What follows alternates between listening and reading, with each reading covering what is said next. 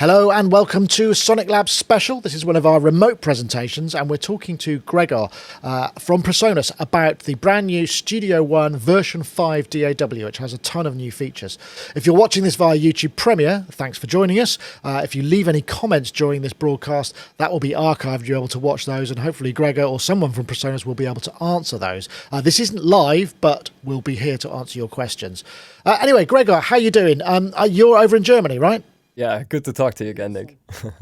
So, Studio One 5, I mean, this is kind of why we're here. It's one of the youngest DAWs, and it's recently come to a really quite a massive upgrade. I mean, and the thing I find that's very interesting about the whole Studio One kind of idea is, you know, because it's quite new, it's not having to drag all of this kind of legacy kind of code base from, you know, like version 1 that was released in 1982, project compatibility and stuff. So perhaps you could kind of just tell us what the main features and how, you know, how is it really kind of spoken to you? Because I know you're a user, right? I mean, I've seen your videos, you do a lot of live performance and there's just a ton of new stuff in here, right? Yeah, I've been actually a user long before I started working for PreSonus. And it's funny that you say that because even though you're absolutely right, the code is still very sleek. So the manual, for instance, is actually larger than the installer file itself.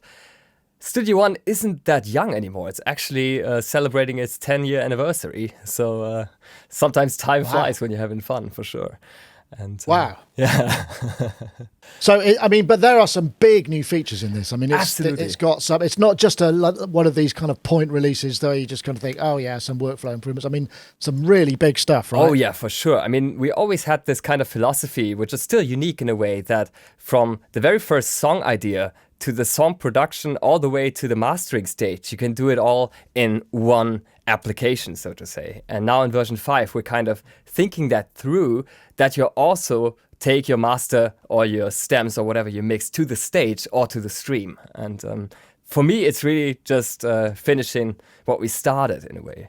So, I mean, I know Gaz uses, one of our contributors, he uses it for mastering and putting tracks together. But this new, the thing that I find really interesting and quite exciting is this show page, which is a big new feature. So perhaps you could tell us a bit about that. Yes. Right? Let's look at that. And I just love that it kind of interacts with the song page in the same kind of way like the project page does. Like when your songs are done, you're going to send them to your project. You're kind of used to that workflow. But now in Studio One 5, you can also send it directly to your show. And you can also send your virtual instruments or your effect racks that you use on your guitars also directly to your show. And let me show you this first. So here's this brand new button. That's probably the biggest, most obvious UI change here on the start page of Studio One. And when I click it, this is what it looks like. And this looks very prepared right now, but all I've done is I just added 4 of these so-called backing players, which is just for audio events. You know, if you're maybe doing theater work, you could use this to, you know, put in some samples or something that you want to trigger with a setlist item, which I'm going to talk about in just a sec. And other than that, I was really just bringing over my instruments that I used in other Studio One songs.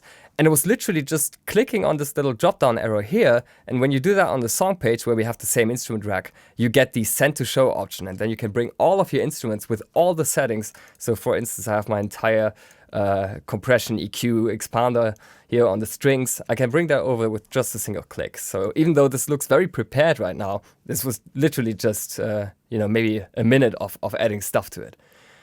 And wow. So just perhaps some people aren't getting what this is. What this effectively is, as I understand it, is you take your multi-track that you've done your arrangement, you've created your song, you've done whatever. Let's assume it's a song, and then you got to play live. And normally that process is a real pain because you'd usually use maybe a different tool for that. So the idea of this is to be able to, you know, take some of the bits that you might want as playback, some of the bits you might want to be playing as virtual instruments or sample triggers or live processing of audio inputs, that kind of stuff, and build it into the project itself, right? Exactly. So maybe I can show you a quick example of that workflow. So let's assume that we have a song open here, right? Like this one. Yep. And we want to get that over to the show page to perform it. Well, it's as easy as clicking up here where it says song. And then instead of add to project, which we always used to do for mastering, I'm sure that your colleague did that as well, you can click on add to show instead. And when you do that, it's going to render a stereo mix down and send that immediately over to your show project. You can also, like I mentioned, do that with instruments. If you want to send all of the instruments over, you could just literally click here and send it all to the show. Right now, that would be the live stream show that I've set up over there. You can also do that with individual instruments, and that's how you can start getting all the resources for your show you need into the show page, and from there you can start building your set. And the idea is kind of that you can have a really sophisticated live setup with backing tracks and all these things that you need, but once you're performing, you're gonna see a very stripped down view that really just focuses on the couple of things you need to see during the actual performance. So you're not as distracted. So okay. Right. So that's even more. So you've got basic controls, and so that is important, because as we know, it can be a bit overloading, isn't it? When you're looking and you're trying to see. So when you're bouncing, you can bounce the entire mix, or you could bounce like a drum stem, a kind of incidental sound stem, a backing vocal effects stem, and just have those all in there. Is there a limit to how many you can have, or is it just? No, you can have as many as you want. And as you rightly said, you can either bring over your stereo mix down, or you can just export your stems and then drag and drop them from the browser. That's what I like to do anyway. So as you can see, I already have a couple of stems that I used to send from the song page when I was playing live. And it was always a bit of a hassle. But now I have the show page, and it's as easy as just selecting the stems that you have. Maybe I want to start with this song tonight, and I just drag them over to the show page like that. Right? If I want to then put the next song, maybe like this one, just drag it, and then let's continue with this one, and maybe one more. Let's go with this one. So that's already 4 songs imported, as you can see here. And I can also add pauses to it by simply stretching the section longer. I can also trim the end if I want to do that. And the really exciting thing is that we can assign instruments and completely individual settings for each of these players. Could be your backing tracks, could be guitar amps that you want to switch on Empire, or virtual guitar and bass amp modeling simulator, if you want to call it that, or virtual instruments, and have completely independent settings for each of these. So you can have a really complex setup going on, but then when you're actually performing, you're not confronted with all this complexity all the time, but you see almost like a CarPlay from Apple, like a really condensed down version of what you need to see. When you hit play on that, does it just run in linear form, or can you just say stop? Can you set it, say pause between songs require another go? Because quite often the song finishes, you want it to stop, the drummer's got to have a drink or whatever it may be, and then somebody hits play again and off you go and it starts. So you can do all of that. Sure. So for each of your setlist items, it could also be, song sections. It doesn't have to be entire songs as I've imported here. You can just click on this arrow and you have the option to continue, stop at the end, or loop. And what I really like about this is that it's just as intuitive as the rest of Studio One with that drag and drop workflow. So let's, for example, say that I want to play a piano that I've imported from the songs I've mentioned earlier on the first song. Yeah. It's as easy as just clicking here, adding a player. Now I have 3 different choices: the backing tracks, which we've already created, the real instruments, which would be if you have an aux input for a guitar or something like that, or virtual instruments, which also includes external instruments, such as the ones behind me, which I'm really excited about. That's another really big feature of Studio One 5, that external instruments are as easy to integrate now as virtual instruments. Nick, I know that you also have a couple of hardware synths that you like to use. One or two. Yeah, exactly. And then we can just give that a name. So let's call that Live Keys, because I would probably most of the time play virtual instruments. Just give that a nice color that's quite obvious. And what we can do then, you see this new player popped up here. We can say the piano, I want to have that on the first song. It's as easy as just dragging it onto this setlist item, essentially. And now I can immediately play that on the first song. If I want to say I want to have the choir on the second song, as easy as dragging it, and as I'm going to the second song, it automatically switches to that sound without me having to do anything. If I want to have the strings on the third, then immediately also wow, that's genius. And will that work in multiple instances? Because you might have 2 keyboards, or somebody's playing pads. Yeah, this works for all the players. You could even say that you want to have a completely different EQ on your bass stem, but only for that song. You can also do that. So that is really, really cool. Wow. And is this a sort of reduced... Because obviously, CPU overhead and latency and all those things are kind of come into play when you're playing live, right? Fail safety was really one of the important aspects of this.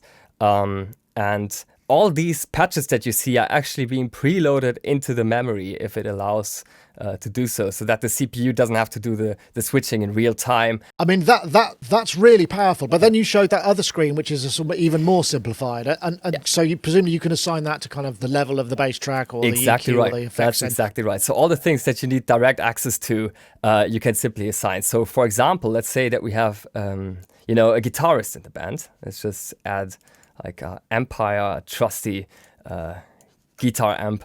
And we can just say, maybe I want to start with this, cabinet and amp combination. Then I can simply say, okay, I want to have that on my first song, and we're going to do this with patches. So here you just click on the plus and you say, this is my rock patch.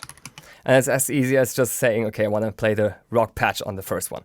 But on the second one, so we can just open this up once more. Maybe I want to have a completely different combination. Maybe I want to have the VC30 here, together with this boutique, cabinet. And then I could just say, all right, that's my second patch. I'm going to call that VC30. I'm going to assign that to the second one. And now you will see, as I'm switching through the songs, it goes back and forth, right? And switches the amp automatically. It would also change the EQ settings, the compression settings, whatever I have. And then if I want to, have input gain control during the show all the time, it's as easy as clicking on controls here.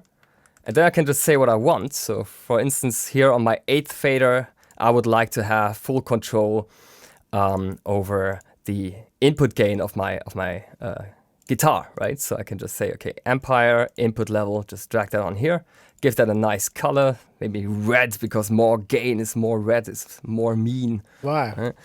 Then I just click on perform and I have that ready to go right here. I could also do that with and the that can be switch. mapped from a MIDI controller or whatever. Exactly, like the fader port or the Atom SQ, or any kind of controller as you can think of. Yeah. Wow, that's really slick. Actually, I'd imagine there are people who are thinking, no, this is what I need. hope so. Yeah. Yeah. Okay. But that's not all. I mean, this is a really big feature, right? And this comes in both flavors, right? So is this in artist and pro? I think that's only in professional, the show page. Right, okay. Yeah. Fair enough. I mean, But we do have PreSonus Sphere, which is our new membership where you can get all of this for $14 a month, including all of the other things we've ever done with PreSonus software and loads of exclusives. So if you just want to try it out and have all of this kind of stuff, then you can get it. Yeah, well, that's because you do, that's a subscription thing, but you also do just a buy thing. You can choose whichever works. Of course, yeah. That's really important for us that PreSonus Sphere, like the membership that we offer, is not replacing the old purchasing model. You can still get it rent to own from Splice. You can still purchase it directly like you always have. We still have the edu pricing, edu for educational institutions. So all of that stays and remains in place. Absolutely. Wow. Yeah. So, we've covered one of the major features. I think that there's another really big one as well, isn't there? Because I know that score editors within DAWs, they sort of broke away. And so you would end up, if you wanted to use score edits previously, but now you've introduced a scoring module into PreSonus Studio One 5, right? Correct, yeah. And it comes from Notion, which is the other software that we do, the other notation DAW, if you want to call it that. And it's kind of sharing the same code base. So we were actually able to pull this off. And I don't think that many people saw this coming because we kind of monitor the feature requests that we're getting. And a lot of people wanted to see this, but they were all kind of convinced that we weren't going to do it. But yeah, we did. And so this is what it looks like. I'm just going to open it up right here. And you're going to see in just a sec that you have the classic MIDI, or I should say the classic notation. And side by side, you also have the MIDI notation. And also, I really enjoy this from a music educational standpoint, because as I'm selecting notes down here, you notice that they're also being selected up here. And as I'm transposing the notes here, the same thing happens in the MIDI view. So this is kind of bi-directional. And I think it's a really great tool to learn classic note notation if you we're kind of procrastinating on that. Right. Okay. That's really interesting. So, Notion is still available. I mean, you're not kind of discontinuing one or anything. For sure. I mean, Notion is a full-fledged DAW Right now, you still need it for PDF printing and things like that. You also need it to show things like guitar tabs. That's something that Studio One can't do natively. But they work great back and forth. So you could just take it to Notion, get all of your lead sheets and your guitar tabs, then go right back to Studio One. Then they also show up in Studio One. So we really, we pay a lot of attention to these bidirectional synergies. Really so working. can you print out sort of basic stuff from the right now you in can. Studio One? No, right now you can't. Okay. You can do that with Notion. And perhaps you can do that at some point in Studio One as well, but that's in the future. Okay, cool. Well, that's a big one for a number of people. So, I mean, there's the other thing because I saw you did this a series of videos, which are great, by the way. There's lots of breakdowns of individual ones. If you want to check them out in PreSonus, it's well worth doing. I saw there was specifically mix scenes and auxiliary channels. Perhaps we could take a look at that as well. That would be. Absolutely, because I didn't expect I would use mix scenes as much as I'm using them now. I kind of, saw that we're doing them and I was a little bit skeptical about it, but I have to say, with just a couple of mixes, it has already completely changed the way I work. Because what I used to do, I don't know if you're the same way, but I kind of produce and compose sort of at the same time. It's not like such a strict separation between these processes. So what would often happen to me is that I would work on a verse and I would kind of mix it already and would be really happy with it. Then I move on to the chorus section and then I find the drums not loud enough and then I'm changing the drums. I go back to the verse section and I'm like, oh no, I was actually changing the drum volume there as well because I didn't, make an automation or something for it. So, I mean, the mix scenes, essentially, they are snapshots of the entire mix. And what does this store? Is this just the faders and levels, or is it plugins? Is it routings? What do you actually, because so often it's not quite everything and nearly everything. So what do we get with these? Well, let's look at it. So you have a button right here where it says show scenes. And these are all the recall options and the storing options that you have right now. If you're storing something, you're always storing all of the available ones, but the recall can be selective. We did this so that if you didn't think you would need this, you still have it available later, but you can recall it entirely selectively. So that would be visibility, which was always possible before with the classic mix scenes in Studio One also, but also inserts, sends, volume, panning, mute states, and the input, like the gain trim controls for gain staging up here. So inserts as in if you change plugins? Absolutely, yeah. So this is actually even working almost... That's the one, yeah. Yeah, and it even works almost instantaneously. So you can use this to A/B your mix from 4 hours into the session with what you had in the beginning without you having to render out dangerous. again. So all that work you did and you go back and go, actually, that was better before I started messing Let me around. show you this in action right now. This is like, a day in the life of my colleague Joe Gilder, and he was kindly giving me this session to show it to you. So this is when you start, you see all the faders at unity level. Nothing is really done yet. And let's say that you spend some time on gain staging, right? Maybe it looks like this now, just a bit of gain staging going on. But you're actually not sure if you've moved in the right direction here. You just want to see if you're still on the right path. You can just double click to see what you had in the beginning. And if you pay attention to the snare, for instance, gotta switch now. It sounds a bit more hollow, right? So you're already kind of getting the balance more correctly. Then let's say in the first hour, you kind of done some of your initial compression already. You already have a bit of EQing going on, maybe a send effect. It sounds like this. And now you want to make sure after an hour that you're still on track, that you're not completely ruining the frequency balance. It's as easy as going back to your initial mix. That is pretty instantaneous, isn't it? Bearing in mind your computer is also running a whole bunch of video stuff, recording the screen and capture and things. Even when I do it with my MacBook, it works pretty instantaneously. Now, of course, if you have like a massive isotope ozone 9 or something on every channel, of course, it's not going to be instantaneous. But whenever possible, Studio One is going to try and make use of your memory for it, so there's a bit faster. So would it also load virtual instruments as well? So if you sort of go, because then if you said I'm just suddenly going to load a massive orchestra, obviously that's going to take a bit more time. No, unfortunately, this is just for your mixer snapshot. So okay, all right, yeah. But wow, but that's impressive. So you can also do you could do different snapshots for stem prints and right, exactly. Stuff, right? So I'm gonna show you in just a sec how I would use this, because let's say that I'm kind of working now, continue because I'm really, really motivated that I'm still on track. And after 5 hours of not taking a break, not walking around the block, maybe I end up with something like this, right?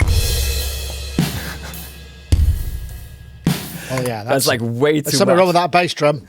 Exactly. And then you kind of listen back to what you had in the first hour. And then you're saying, oh, okay, that was actually more reasonable. But maybe I like the reverb in there. Maybe I didn't like the massive compression on the kick drum, but I did like the reverb in there. Now, this is a really nice hidden little feature that not many people talked about yet. We have copy and paste across the entire mixer now. And that's also for virtual instruments. So I could say I just want to copy this return channel with the volume, the panning, and the insert chain as well, and just get that over to the other mix that I had. Just paste it like that. And now I have the first hour mix with that reverb on the snare. And if I compare that with what I had in the beginning, then I can definitely print this with confidence. Now, talking about printing, that is one more thing that not too many people are aware of in Studio One. You can actually do a ghost output, so to say, that you can render what's happening on your master bus directly into Studio One. And this is how I kind of like to use mix scenes, because that also enables me to do automation in real time as I'm recording. So I almost have like a total recall of my mixer state, but I can also do all the things you only were able to do when you're committing to a print. So interesting. Just going to show you that really quickly. You just go to Song Setup, and then you have the Audio I/O setup of your interface. What you can do is you simply add a stereo channel, and you're not going to assign that to an actual analog out. This is just a virtual output, so to say. Right. And we do this because if we set this as the output, we can suddenly set the main as the input, which we normally can't do because it would create a feedback loop that we kind of want to prevent. Right? So we can just call this one print. And when I just create a new audio track now, I'm just going to call this mix printing or something. Yeah. Open up the track inspector. I can set this to this empty output. And because I've not set this to main anymore, I can set the main as my input now. Before I couldn't do that because otherwise it would be input main, output main. That's no good, right? But it's internal busing, right? Exactly, internal busing. So can use that for resampling now. Hit record. And now I can, for example, automate my drum verb like this.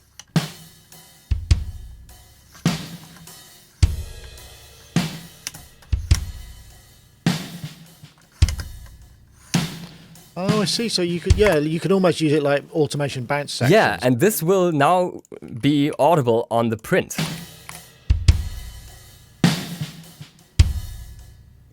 When you solo it, because you're listening on the solo bus, right? Yeah. So what I like to do is really go section by section, find the mix scene that I loved for that particular section, then commit to it with a print. But if I need to recall it, I can do that at any point. So that kind of really changed the way I go about my mixing. It really did.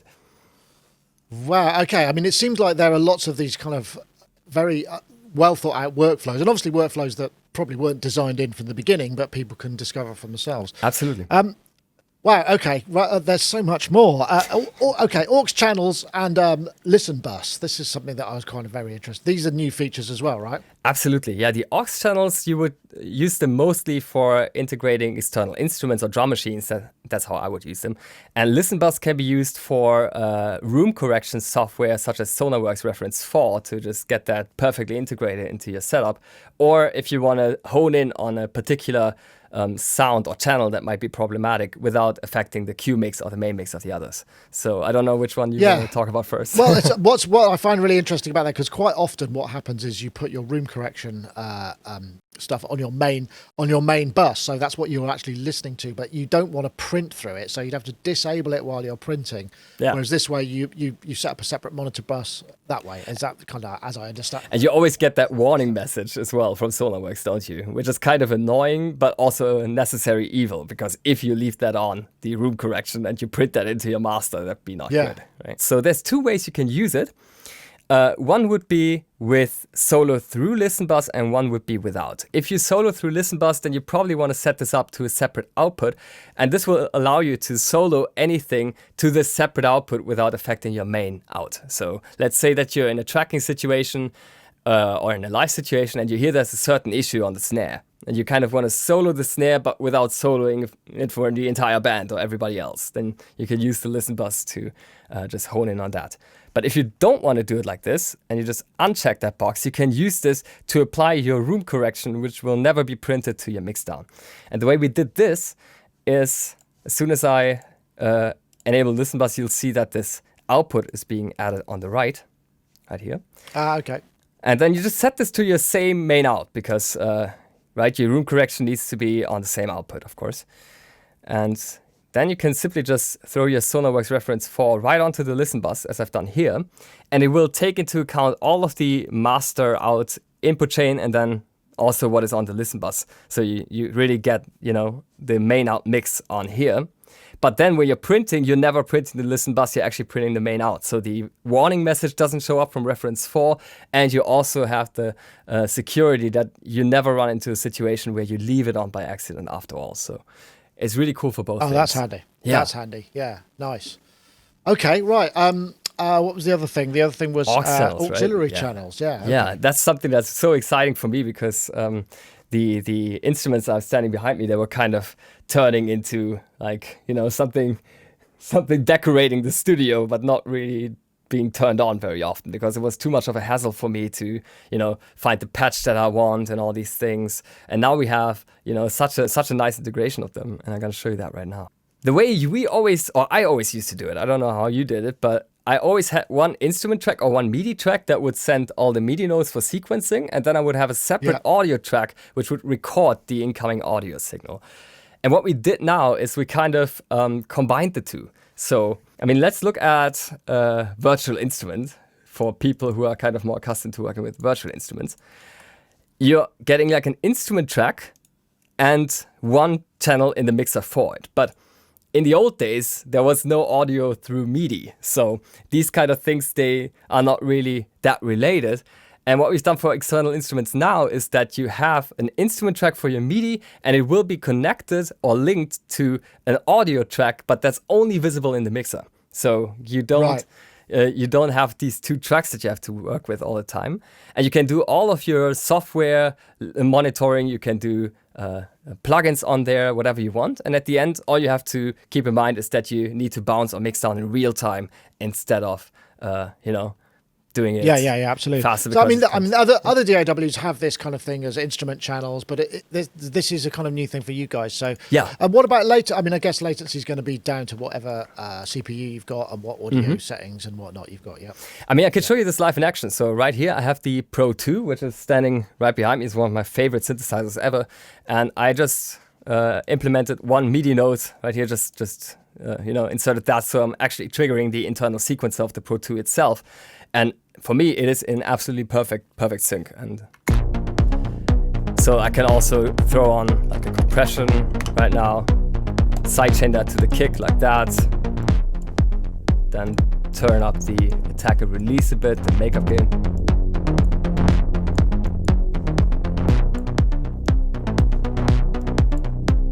So that's happening in real time over your shoulder, Exactly, right? Absolutely. Yeah, I could also go there and just tweak something about the sound. And as you can see, this is also completely new. The audio channel is showing up in the track inspector as I'm selecting the instrument. Before, it looked like this, right? You would not see the audio channel directly connected to it. And I'm just going to show you really quickly how you set this up. So you just go to the mixer, and then you click on external right here. This is where you can add your external devices, such as your keyboards, your instruments, and your control surfaces. And once you set that up, you just say where you want to send it to, receive it from, if you want to send MIDI clock and things like that. Then you're going to find an entry here that you can double click. And this is new. You can then click on this arrow and assign an aux channel for it. So if you click on add aux channel, you see there was like this channel showing up. I'm going to do one. All right, okay. And that can be assigned to the actual input on your audio interface where you're receiving the synthesizer from.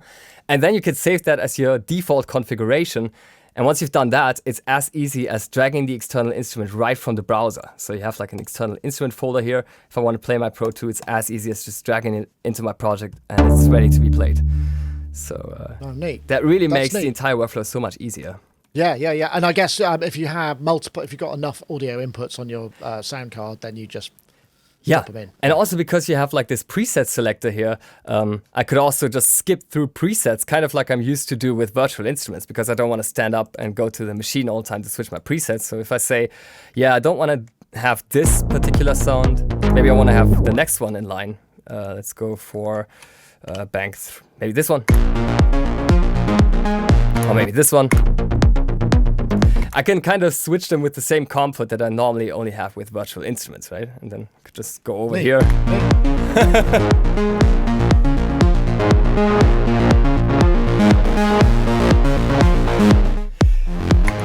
Yeah, and things like that. And that proved, kids, that it was the real thing. That wasn't exactly no trickery, folks. Yeah, exactly. But Excellent. also when I'm switching to a different song where I use the same external instrument, it's going to switch the preset automatically. So in this song, I used a completely different sound. Now that I'm here, please don't push me away. Never let me go. So it's always ready to go. I never have to think about, am I on the correct patch now? I can just simply dial in which bank program I use. Maybe I can also add a track note. This is also one of these hidden little features that we have, and you just say it's called, ME bass or something. And then I also have the naming in there, because sometimes people say, I wish it was also the name, not just the bank and program number. That's how you can implement that. There's also a bunch of new plugins and new effects. Is that right? That's correct. Yeah, we've updated the entire plugin set, which was, as you can see, wow. Yeah, overhauled. We didn't really change it since version 2. So, for example, the analog delay, it looked exactly identical almost to the beat delay or the groove delay. It was like this grayish style, and it didn't really stand out, even though it had a couple of features that make it really compelling and unique as a delay. But we didn't just do visual changes, even though I love them. For example, the rotor looks like a true Leslie now, kind of think that's how it's supposed to look. But there's also some additions to plugins that we didn't have before. So for example, on the Pro EQ, by the way, this is the new default interface, and it comes in 3 flavors, just as a side note. So if you go to General and then Appearance, you can change this from this bluish gray to a dark mode or light mode. This is, by the way, completely depending on the colors that you're setting in your software, so you can really wow, okay, you can really customize it. Yeah, I really like it like this. But here it's not just a cosmetic change, because we also have a couple of really exciting new features, such as a phase linear low cut for the 80, 50 and 20 hertz band. And people had asked us why we only included it for these 3, and that's because having a true phase linear EQ without too much latency is a real mathematical endeavor. You really have to calculate that properly, and so we went for the most used low cut values that people normally require. Got you. Okay. We also have like a sidechain input for that if you want to have a reference signal in here. We also have a limiter updated, which comes with a super transparent, super fast mode now, especially with fast release. And if you're not driving it too hard, it's essentially completely transparent. It's almost like having no limiter on the mix bus. And you're listening to, your 64-bit float headroom before you're bouncing it into an MP3, go into your car and cry a little. So that's kind of the sound that you get. Yeah. Wow, this is, I know we're only really covering some of the big bullet points. I mean, is there anything else in there that, while we're calling this, because we've been running for a little while, is there anything else that you think we should really know about before we have to wrap things up? What do you say? Maybe let's do one more with clip gain envelopes, because I think that's one that's really exciting to people and has been requested by a lot of our users. MPE and polyphonic pressure aftertouch, we also have that right now, but that would take us a little bit too far. But clip gain envelopes, that's native, so single track MPE. So is that what you're saying? So all that polyphonic no pressure can be recorded and routed. Or the Rolly C-board, that's also completely compatible now. Neat. Okay. Cool, but clip gain envelopes is something that you can toggle when you right-click your event. And something where this would be really useful is an event like this, where maybe somebody was turning on the light switch during recording, and it would probably sound like this. Won't you let? Don't know if you were actually able to hear that, but there's like this nasty little click. And we used to have to fix this with automation, and it was a little bit pesky. And now we have this extra layer of gain control, so to say, and it's clip-based. That means that this change will immediately be reflected on all the events that reference this clip. Maybe I have to talk a bit about that terminology, because clip in Ableton is something else again. And Studio One, a clip means like the audio event or the audio file in your pool that's being referenced by your audio events. So for example, this clip that you see right here, I've also used it here and here. So as I'm fixing this click, I'm also fixing it on these two events, because they essentially reference the same vocal. If I don't want that, it's as easy as hitting Command and B on a Mac or Control and B on a Windows PC, and you get your individual copy. Yeah, so you get both. And then as I'm adapting this, I hope that you can see this. It's actually, see how this is adapting in real time, right? So it's like, hope you could see that. Yeah, I can.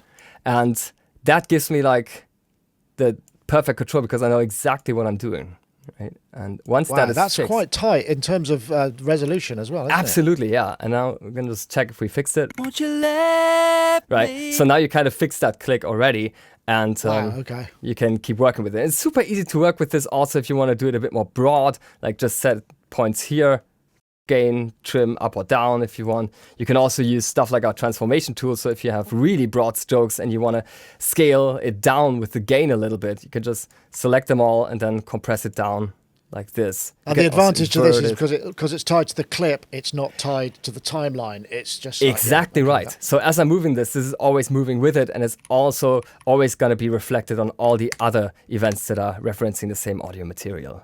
And if you don't want that, it's as easy as simply bouncing it and you get your own individual copy. Right. Okay. Got you. Wow. Neat. Okay. So the other bit. So tell me a little bit, because Sphere is something you're pushing quite a lot. Maybe we can wrap that up with the upgrades and the versions and all of that sort of thing. If sure. If you're ready for that monologue. So PreSonus Sphere is like a new membership platform where you get PreSonus Studio One 5, Notion 6, everything that we've ever done with PreSonus software. To my knowledge, it's like the first subscription where for $14 a month, you get all the sounds you need, all the plugins you need, like the Fat Channel Collection, console shapers, and all these things, plus your DAW that you actually gonna need. Very often you just have a subscription only for your plugins and things like that. So it's a quite wholesome thing. And we also have some collaboration features built in there. So let's just go one more time to that mix scenes thing. Let's just say that I want to get that over to my good friend Joe Gilder, right? I can just go to Song Export Stems, and then this is the new option, Upload to PreSonus Sphere. So I can just say, okay, I just want to set this drum stem to him really quickly. It's like a snippet just to see if he likes it. And as I'm pressing OK, it's going to be immediately accessing the remote storage. I can upload that to the creative workspace, and then it's as easy as just opening up Sphere for me right here. This is what Sphere looks like, by the way. And then here you're going to find the workspaces. This is the workspace where I just uploaded this drum stem, and he can immediately listen to it. So it's essentially, it's kind of like audio-specific Dropbox. I mean, people use Dropbox, people use all sorts of Google Drive or whatever, but this is tied to the PreSonus this account, is very tightly integrated, especially because it has also like an exclusive Learn section where we have new videos and live streams every week. A lot of these kind of videos you don't find on a direct YouTube channel. So it is really, especially for people who don't have like a massive plugin collection already, a great deal, I have to say. So how much storage do you get for storing stuff you like get that? by default 30 gigabytes, which doesn't sound like too much, but because we're in audio, you should probably be able to do it quite a long time with that. You can also upgrade to 100 gigabytes tops. Yeah. Okay, neat. Wow. Okay, I did not know that. That's handy. And does that allow you to kind of create collaborations and invite other people and share it amongst different? Yeah. Yes, you can even invite people to your collaboration who are not PreSonus Sphere members. You only need a PreSonus Sphere membership if you want to create that workspace. But once that workspace is set up, anyone with an email address can essentially be invited. So great for checking mixes. Definitely. Because you can also assign like a reference mix, and it's also a really great mobile experience, I have to say. The mobile webpage just looks awesome. Wow. So all of this is available now. Studio One 5 is available in two flavors. We've got Pro and Artist. It's available for Mac and Windows, right? 64-bit OS, yes. I'm guessing, right? Absolutely. It's 64-bit, And what's the upgrade path? I mean, if you're a previous owner, or you crossgrade, are you snaffling people from other DAWs and offering them crossgrades? What are the deals? I think we do have crossgrade deals, but also for people who are maybe on version 3 or 4, they can of course upgrade at a discount. But I would really consider to just go the $14 a month route, because as we're adding new items to our shop, or as we're releasing, future versions of Studio One, those are always immediately included. So I think in the long run, that's probably going to be the best deal for you. And can you convert your Sphere to a hard copy at any time, or flip between, or if you stop, what happens? Yeah, you can stop at any time, of course, but this is not a rent to own, so you would have to when you stop, enable your subscription. But you can start and stop at any time. It's literally just one click involved, and all the items that you purchased previously, you're never gonna lose those, of course. So right, yeah. Wow, Gregor, thank you. That was an incredibly action-packed session there. I mean, appreciate you. I appreciate you getting all of that in there. I mean, I think the thing that I find I'm not. It takes quite a lot of intent to switch DAWs. You need compelling reasons, I think, and it seems like you've added a number here for people to check. Is there a free demo? Can people kind of check it out? And yeah, we will have a free demo very, very soon. Yeah. Okay. Great, but everything else just at PreSonus.com, is that where they go? Yeah, pretty much, or shop.presonus.com if you're already sold on it, but that would be the place to go, for sure. Well, Gregor, thank you very much for showing us everything. I hope to see you again soon, maybe in person even. Maybe we could actually have a beer. Yeah, would be great to see you again very soon. Maybe next Super Booth, hopefully. Maybe so. Well, thank you very much, Gregor. We'll see you next time. Thank you, Nick. Bye-bye.